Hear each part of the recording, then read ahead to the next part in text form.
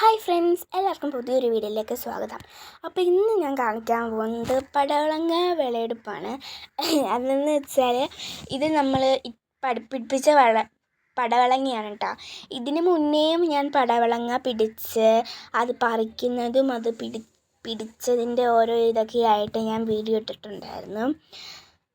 ആ പടവളങ്ങയല്ല, അതിൻ്റെ വിത്തും കാര്യങ്ങളൊക്കെ വീണിട്ട് പിടിച്ച് വന്നതാണ്. അപ്പം നമ്മളതിന് കമ്പൊക്കെ വെച്ച് അത് പിടിക്കാവുന്ന എന്ന് വെച്ചാൽ അത് പിടിക്കാവുന്ന രീതിയിലൊക്കെ കമ്പൊക്കെ വെച്ച് സെറ്റാക്കി കൊടുത്ത് അങ്ങനെ പിടിച്ചാണ്. എന്നിട്ട് ഞാനും ഗൗരിയും കൂടെ പറിച്ചുകൊണ്ടിരിക്കുകയാണ്. ഏകദേശം ഒരു 14, 13, 15 അങ്ങനെ കിട്ടിയിട്ടുണ്ട് പടവളങ്ങ. നമുക്ക് ആവശ്യത്തിനുള്ളത് കിട്ടി. ആ പടവളങ്ങ അതേ വെച്ച് നോക്കിയപ്പോൾ ഇപ്പോൾ നോക്കുമ്പോൾ കുറച്ചേ ഉള്ളൂ. പക്ഷെ നമുക്കൊരു 13, 14 പടവളങ്ങ എന്തെങ്കിലും കിട്ടിയിട്ടുണ്ടായിരുന്നു. അത് നല്ല രസമുണ്ടായിരുന്നു ഇങ്ങനെ പിടിച്ച് കിടക്കുന്നത് കാണാനായിട്ട്.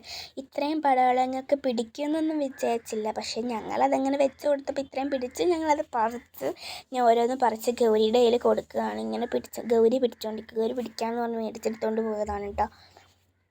അങ്ങനെ എല്ലാ പടവളങ്ങയും ഞങ്ങളിങ്ങനെ പറിച്ചുകൊണ്ടിരിക്കുകയാണ്. ഞാനുണ്ട് എല്ലാം പറിച്ചത്.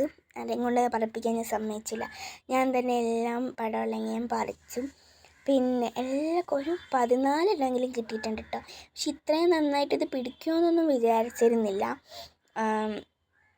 നമ്മളത് അതിൻ്റെ വിത്ത് വീണ്ടും കിളുത്ത് വരുന്നത് കണ്ടപ്പോഴത്തേക്കിനും അവിടെ കമ്പൊക്കെ വെച്ച് അതിന് വളരാവുന്ന പിടിക്കാവുന്ന രീതിയിൽ വെച്ച് കൊടുത്തതാണ്. പക്ഷേ അത് ഒരു വട്ടം പിടിച്ചു. ഇതിപ്പം ആദ്യത്തെ വട്ടമുണ്ട് പിടിക്കുന്നത്. ഇനി പിടിക്കുമോയെന്ന് അറിയത്തില്ല.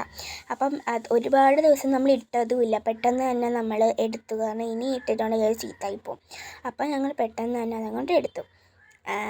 ഇനിയിപ്പം ഞാൻ എല്ലാ പടവളങ്ങയും കൂടെ ഒന്ന് കാണിച്ചു തരാം. ഓക്കെ, ഇത്രയും പടവളങ്ങ കിട്ടി. അപ്പോൾ വീഡിയോ ഇഷ്ടപ്പെടുന്നു വിചാരിക്കുന്നു. ടാറ്റാ.